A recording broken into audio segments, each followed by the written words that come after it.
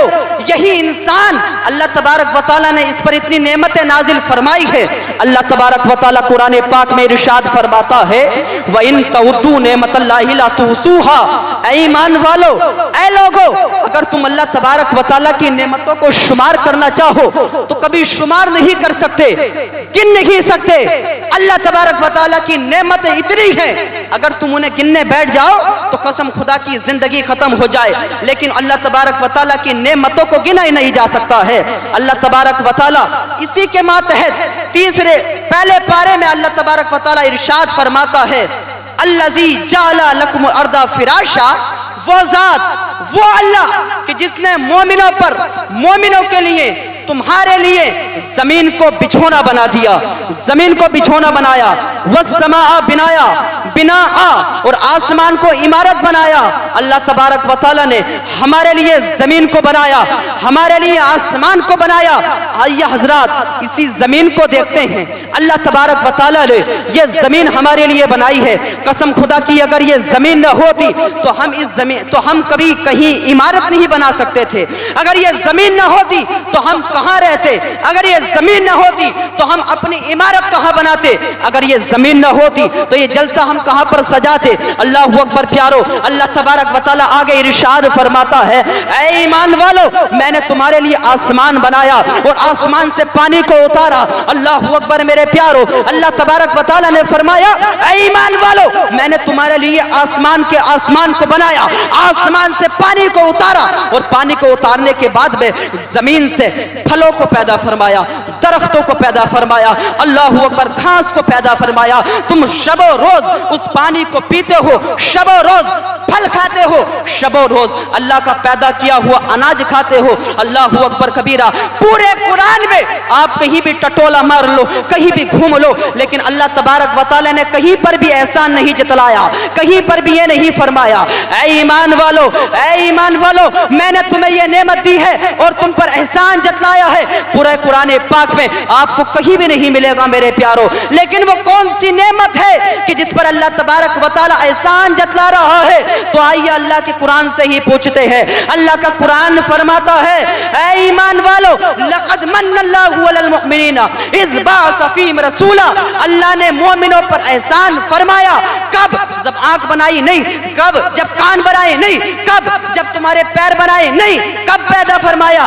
कब अल्लाह तबारक व तआला ने तुम पर एहसान फरमाया? तो अल्लाह तबारक व तआला फरमाता है, अल्लाह ने मोमिनों पर एहसान उस वक्त फरमाया जब अल्लाह तबारक व तआला ने कायनात में अपना प्यारा हबीब साहिबे लौलाद अहमद मुजतबा मोहम्मद मुस्तफ़ा सल्लल्लाहु तआला अलैहि वसल्लम को भेजा तो एहसान फरमाया।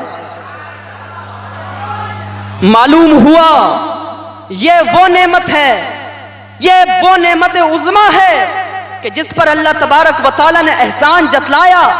और एहसान उस नेमत पर होता है कि जिस पर देने वाले को खुद भी नाज होता है।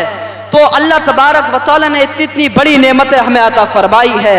और यही आमना का दुलारा, यही मुस्तफ़ा करीम, यही आका, यही मेरे रब तबारक व तआला का प्यारा 12वीं तारीख 571 ईस्वी में हजरत आमना के झोपड़े में मबऊस फरमाया। यही मुस्तफ़ा करीम। और इसी मुस्तफ़ा करीम की विलादत के सिलसिले में हम तमाम हजरात यहाँ पर आए हैं, बैठे हैं, पढ़ रहे हैं, सुन रहे हैं। अल्लाह तबारक व तआला उस अजीम हस्ती के जिक्र की बरकत से हम तमाम को इस दुनिया में कामयाबी अता फरमाए। आमीन आमीन। एक मर्तबा दुरूद पाक पढ़ करके सुनाइए। अल्लाहुम्मा सल्ली अला सय्यिदिना व मौलाना मुहम्मद व बारिक व सल्लिम सल्लल्लाहु अलैहि वसल्लम अलैका या रसूल अल्लाह।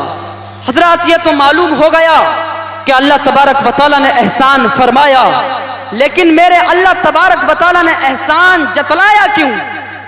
ये पॉइंट मेरे अल्लाह तबारक व तआला ने महबूब को नाजिल फरमाकर एहसान जतलाया क्यों?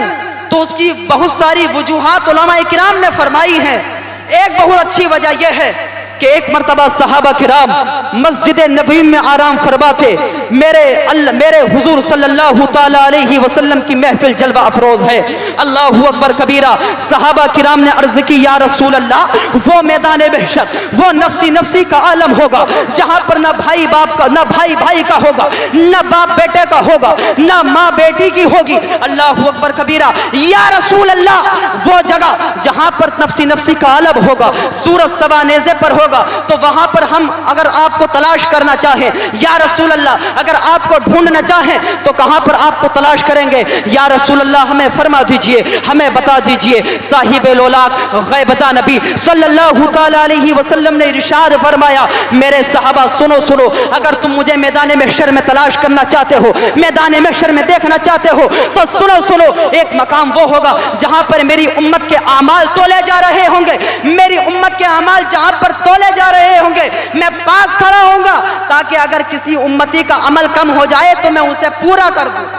बेशक बेशक, सुभान अल्लाह, सुभान। क्या शान मेरे आका की। मेरे आका फरमा रहे हैं, ऐ मेरे सहाबा, वो जगह जहां पर नफ्सी नफ्सी का आलम होगा, मुझे कहीं पर तलाश मत करना जहां पर तुम्हें हजरत ईसा अलैहिस्सलातु वस्सलाम भी वापस भेज दे, हजरत मूसा अलैहिस्सलातु वस्सलाम भी वापस भेज दे, हजरत इदरीस अलैहिस्सलातु वस्सलाम तुम्हें वापस भेज दे, लेकिन मेरे सहाबा कहीं मत जाना, तुम मेरे पास चले आना। इंशाअल्लाह अज़्ज़ा वजल मैं अल्लाह तबारक व तआला के हुक्म से जहां पर अमल तोले जा रहे होंगे पास खड़ा होऊंगा ताकि किसी उम्मती का अमल कम हो जाए तो मैं उसे पूरा कर दूं।